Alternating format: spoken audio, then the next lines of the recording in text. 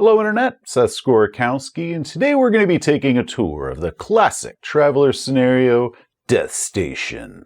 Written by Marc Miller, Frank Chadwick, and John Harshmann, the scenario was first published in 1981 by Game Designers Workshop as part of Double Adventure 3. In 2010, it was updated and re-released in Signs and Portents issue 87 for Mongoose First Edition Traveler. The original adventure was 25 pages, while the updated one is only 13, but the difference being that the original was done on these smaller half-size pages, while the reprinting was done on larger full-size pages, and therefore it could hold more.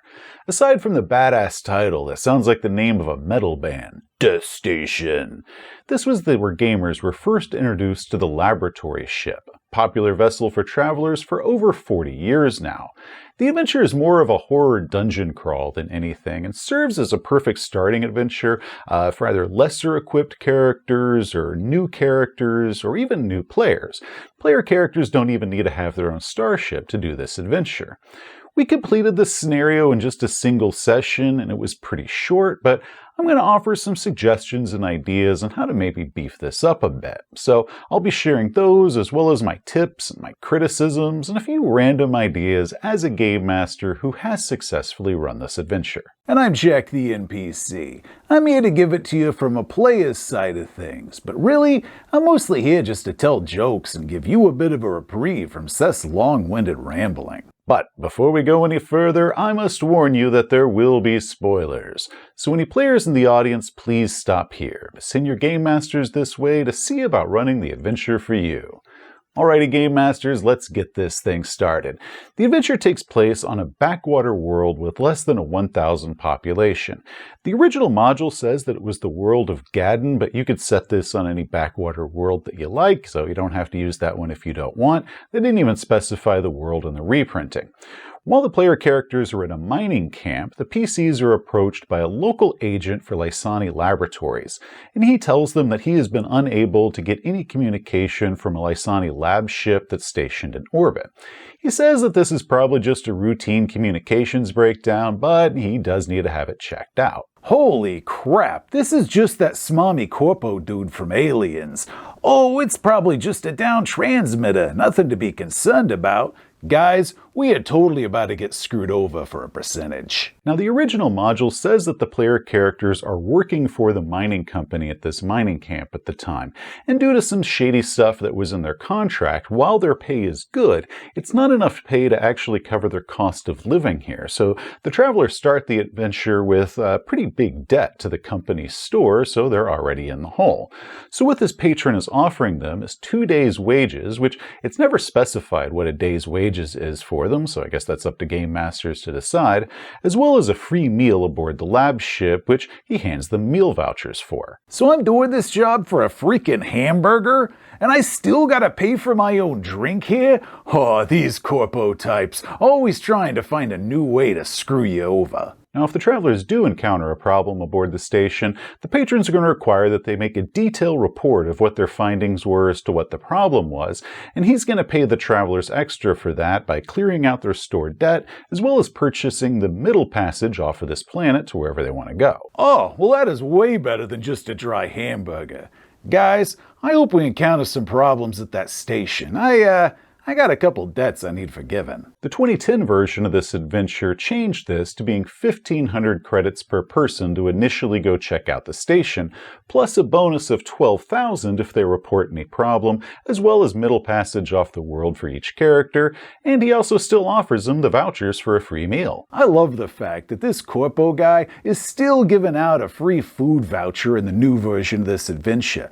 That is the most accurate depiction of corporate middle management that I have ever seen in a role-playing game.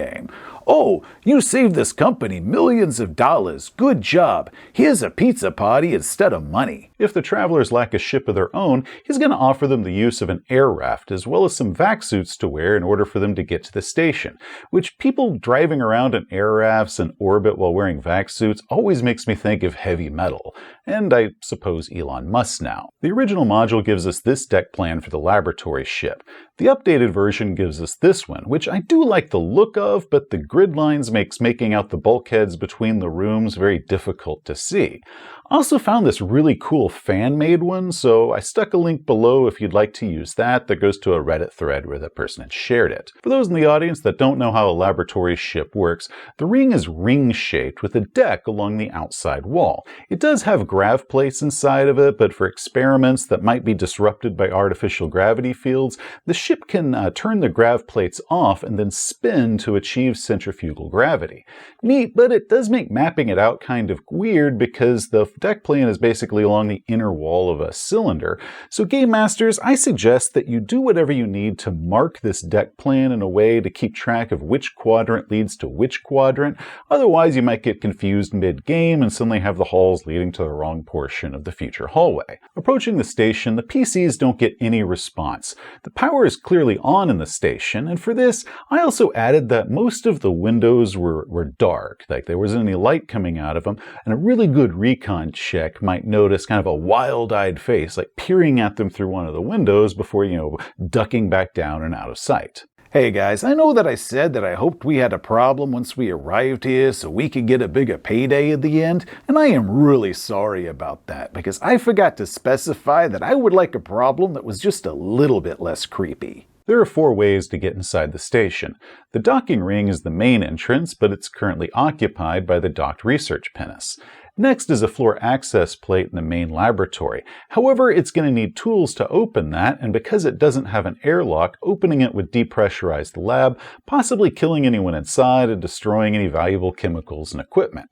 Finally, there's 2 air raft bays, one of which has a raft already inside of it, but the other one is empty, making it the best way to get inside the ship. The module gives us the electronic skill rules for a player character to be able to hotwire the doors open in order to get inside, but I say that if the player characters are already in a company air raft, then that raft is going to have the little garage door opener clicker thingy in order to open the doors for the raft to park inside, making that going to be a guaranteed success if they approach the ship in the air raft. And if they're going to be taking their own ship there, you might be able to have it where either their patron initially gives them the codes to get inside of it, or maybe if they think to radio the patron can radio back whatever the codes are to get inside the station. Inside the station is dark. Many of the lights have been smashed around here. There's damaged rooms, smears of blood, and a few bodies littered about. Hello? Anyone? We're here for a free meal. I got a voucher. Inside the frozen food locker, they'll find 12 of the crew dead and hanging off of hooks, all of which seem to have been gnawed on by human-looking teeth. I don't want to eat here no more. Has this place got like a space Yelp or something? Because I'd like to give it a 1-star review. Know what's going on here, and the travelers are going to be able to piece all this together by digging through the ship's computers and various files, maybe being able to talk to any of the survivors if the survivors are able to talk to them at that state. Get to that in a second. Is the station was working on a new combat drug, and they had 4 variants that they were testing out. However, the ship's navigator was a spy that was working for a rival company, and under that other company's orders, he sabotaged the project in order to cause a production delay, maybe because these 2 rival companies were trying to compete for some contract. So one night the navigator placed a small time bomb in one of the 2 laboratories. Then he went back to his stateroom and got himself blind stinking drunk. However, when the bomb exploded, the mix of combat drug chemicals and the other chemicals in the laboratory, plus the heat and other science, caused it to become a gas that then went through the ship's air system. 16 of the 20-person crew died from this gas. Now, 4 of the crew survived. However, the combat drug cocktail that they were breathing in ended up getting into their systems and turned them all into rage-filled cannibals. Now, this cannibal rage, and that's what I'm going to be calling it, by the way, happens in cycles. Essentially, they have 1 hour on, and then it's followed by a 10 hours of mostly sane but extremely fatigued period. However, any small thing is going to be able to set them off from going, to fatigued from being full rage monsters. So things like bright lights, violence, a little bit of aggression, or even if the survivors see each other, that's going to spark them into their fight or flight mode, which they're going to choose fight, and that's going to be 2 rage monsters charging each other. The navigator, however, was affected a bit differently by this. Because of all the alcohol in his blood at the time that he was exposed to this gas, he became sort of a super cannibal rage monster, and his intelligence also went up as well. Wait, so because he was drunk at the time, he actually got smarter? Well, he's looking at you. the module gives us 3 sets of stats for each of the 4 survivors. One for their original stats, then one when they're going through their rage, and finally when they're in their weakened fatigue state. I also appreciate that the Mongoose update gave these survivors names, as the original module didn't name any of these people. However, and I forgot to mention this one earlier, Game Masters, before the game, you're going to want to go ahead and choose a name for their patron, because their patron was never given a name either, so go ahead, make sure you give that person a name before the game begins. Now, each of the survivors have set up a lair somewhere aboard the station, and they're going to move around through this maze work of empty fuel tunnels that are underneath the floor, which they've cut little access entrances to that they'll slither down in and crawl around through the tunnels underneath the floor. Now, Game Masters, prior to the game start, you're going to want to determine if the 4 survivors, what state they're in, if they're in the active state or in the fatigue state, as well as where they are once the characters board the station, whatever their starting point is. Now, these characters should move around a bit. Don't just go ahead and assign them a spot and then just have them sit there until the player characters show up to find them. So have them moving around. Maybe if the player characters are making a lot of noise as they're approaching one of their lairs, that person might just kind of slither down into the tunnel and start crawling away. That way the PCs don't see them when they get there, but they might hear them, some kind of creeping around underneath the floor. Wait, guys, did you hear that? Where is that sound coming from? Holy crap! It's coming from the floor! How the hell is there something under the freaking floor here? We're in space! Meeting a fatigue survivor should be a good opportunity for roleplay and learning what the story is about this place. These people are going to be scared, they're banged up, and they're going to try to convince the player characters that it was the other survivors, not themselves, that were actually the cannibals. They didn't eat the dead people, they managed to eat lab animals or scavenge some food from the galley, but everybody else was being a cannibal, but not them. Then, once 2 fatigue survivors see each other, they're both going to go into that full-blown rage mode, which can be rather surprising if you're one of the PCs that happens to be caught between them at the time that happens. Now, a couple things that you can do in order to increase the threat here, as well as some of the horror elements. First, these survivors should have weapons. None of them have weapons at all, but they're not animals. They're still pretty intelligent, so you should go ahead and give them something. Maybe simple weapons, like maybe the engineer has a wrench that they use as a rudimentary club, or maybe they have a cutting torch that they use. One of the scientists might have a laser scalpel that's hidden on them somewhere that maybe they can pull out, cut somebody's throat with. The navigator, however, I'd go ahead and give him some sort of homemade armor that he's made out of various scrap material that he's found around the station. After all, the player characters were initially offered vac suits, which do provide some armor value, so going ahead and armoring up the navigator helps even up the odds a bit and keeps the navigator to be threatening because the PCs already do have some armor. I'd also add a couple booby traps around the station that maybe the navigator or some of the other survivors have placed around the place, such as they step into a lair and a tripwire activates some spike on an arm that kind of comes swinging down from the ceiling and stabbing into them, or maybe the PC gets to jump out of the way. The other threat the station has is the lab animals. While most of the lab animals were killed off when the gas filled up the ship, many of the others still became frenzied, and they're now meant as a low-threat opponent, mostly something that's kind of crawling around in the different tunnels, where the PCs might encounter a swarm of killer lab rats. However, for my game, I also added 2 larger animals. There was a chimpanzee and a dog, or at least the alien equivalent of a chimpanzee and a dog, and these can be found either creeping around the fuel tunnels themselves, or maybe leap out of an air duct at one of the PCs or something like that. Just something a little bit larger than just the small hamsters or whatever else it was that they were using to do this testing on. Now, the player characters are understandably going to be pretty hesitant to remove their vac suits here. After all, poison gas. However, once you start considering the amount of oxygen that they use in order to get up into orbit to the station, because that was going to be a several-hour trip, as well as the oxygen that they need to get back home from the station, that's not going to leave them a whole lot of oxygen just to be exploring the ship wearing the vac suits the whole time. Now, they can of course scour the ship for air tanks. There should be air tanks around here somewhere, but also add a note once the PCs start going through the logs for the life support system of the date of the lab lab fire, have it note that there was a fire in the laboratory, and then some sort of unknown chemical agent was detected in the air that went around the ship. And then you can say that the ship then filtered all this unknown agent out of the air, that the air is now perfectly safe to breathe and has been perfectly safe for the past few days, so there's going to be no problems if the player characters remove their vac suits. Speaking of computer logs, I suggest adding quite a bit here. First, with a good comms check, they can find out that there were several messages that were sent from somebody aboard the station to some sort of, unknown party that was out there in space somewhere. However, those logs, as far as what was said and who sent it and who it was sent to, have been deleted from the records. So that should be able to give some sort of hint that there was some sort of shady stuff going on, because the last one of those was, maybe just a few hours before the explosion in the lab. Next is cameras, which that is a hole that's in a lot of the old Traveler scenarios, because in the early 80s they didn't know that there are going to be video cameras as much as there are now, so they just never conceptualized them that way. However, we now know about video cameras, and the ship, like all the other ships in the Traveler universe, should be completely packed with cameras all over the place. But you can have those there and have most of them, if not all of them, be smashed by the people when they were going through their rage.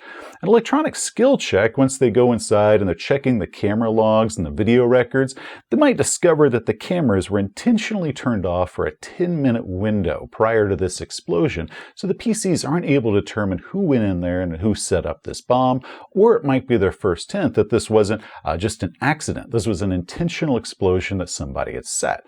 And then if they keep digging further and further into the video logs, they might be able to notice that it was the navigator that was going to the ship's computer and deleting all of the records of those comms. Then they can kind of line that up with all the different messages that were removed. Who was it that was on the comms at that time? And that can give them a good hint that the navigator is the one that they should suspect.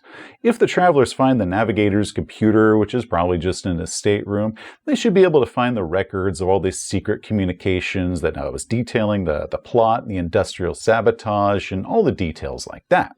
Now, the laboratory records library talks about microfiche, a quaint little relic from the adventure being from the early 80s. Amazingly, the 2010 update of this adventure decided to keep that portion about it, which I find kind of weird they decided to keep that. Game Masters, I suggest that you go ahead and change that from microfiche to some other sort of physical medium, such as memory chips or computer disks or something like that. Something that's not stored on the computer network for the ship, as a means to circumvent hacking or theft or anything like that. So it's all locked in this room nice and safe on some sort of physical media. Now, one record that the travelers should find is evidence of illegal or human or soffit testing. And I suggest ratcheting this up a little bit more than what the module says. First, have some empty cryopods that the PCs might discover in one of the storerooms.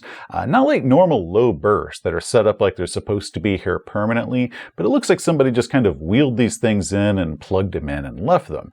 Now, when the PCs search the records for the ship, it might reveal that these were listed as being a delivery of medical supplies or test animals, maybe purchased from some unsavory mercenaries or the like. Then, when they're reviewing the video records of this testing that was going on in the laboratory, the PCs will see these video of these people. They're strapped down onto tables, and they're screaming for help. They're saying that they don't know where they are, and then show them get injected with these experimental drugs, and they start having seizures, and capillaries start bursting, and their eyes go red, and blood starts seeping out from around their gums, and they die horribly as scientists in lab coats are just kind of watching this very coldly, kind of typing the results into their tablets. Oh yeah, this is just like an Alien Resurrection when those creepy scientist guys use those kidnapped cryo passengers to use for their tests, and I never really realized till now how often we reference that movie in our videos. While the module makes it sound like it was only the scientists that knew about this illegal human testing,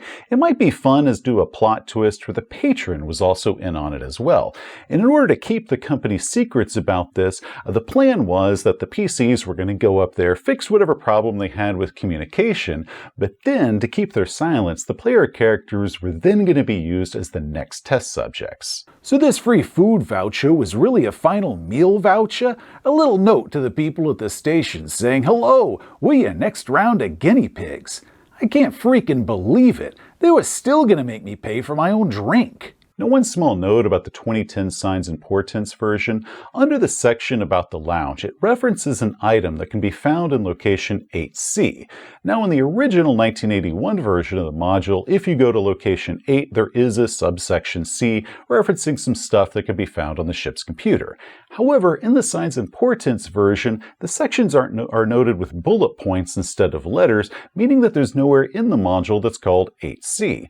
Now, obviously, this is just some sort of relic from the update to the new edition. Well, normally I don't bring typos up because they're kind of a small thing and really aren't worth mentioning. Because this is something that can cause confusion if a game master only has this version of the adventure and they don't have the original one to cross-reference it, they might be flipping around unable to find an 8C. I'm going to go ahead and mention that just to alleviate any confusion. Now, one area that is missing in both versions of the module is a timeline of events.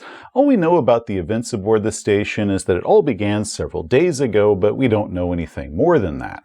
So game masters, I suggest that before the adventure begins, you go ahead and set a date that the bomb detonated. Maybe it was 5 days ago or a week ago or 10 days, whatever you want.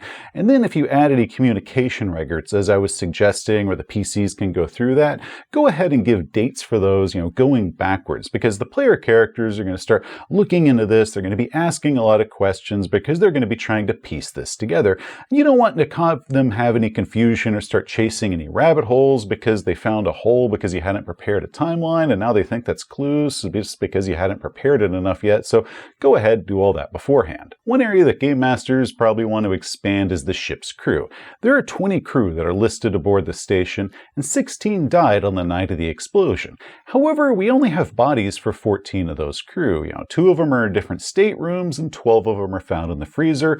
But where are the other 2 bodies? So I suggest that you go ahead and add the other 2 bodies. Maybe you can have one of them been torn apart and scattered across the room, or maybe scattered throughout the fuel tunnel, so it's kind of a corpses kind of extending around the perimeter of the station. Another one you can put in space, floating around the station somewhere, and maybe the travelers will see that on their initial approach, and that can be their initial hint that something wrong is going on here. But if they miss it, then that is no big deal. You just wait until they get inside the station and you have that body go floating past a window for a maximum creepy surprise. The PCs can easily find some information aboard the ship, or maybe some equipment in the laboratory that they can use to identify all the crew by testing their DNA or different biometrics and then comparing those results against, what's listed as being the crew aboard the ship. That way they confirm to their patron exactly, all of the crew members that are dead and who they were and maybe where they were found. Now, for fun, I suggest that you add a 21st person here,